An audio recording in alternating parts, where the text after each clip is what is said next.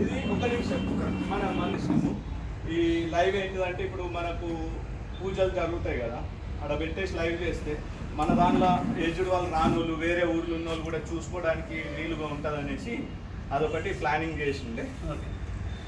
Okay చూడు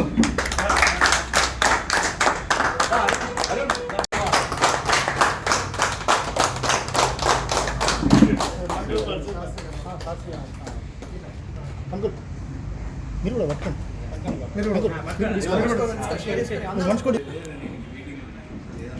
మంత్రి గంగాధర్ గారికి నా తరఫున శాస్త్రీయ విద్యార్థి సంఘం తరఫున ప్రత్యేక కృతజ్ఞతలు. ఈరోజు సర్ప్రైజ్ గిఫ్ట్ ఇచ్చాం, చాలా సంతోషము. ఇది ఎల్లకాలం అందరికీ ఉండిపోతుంది.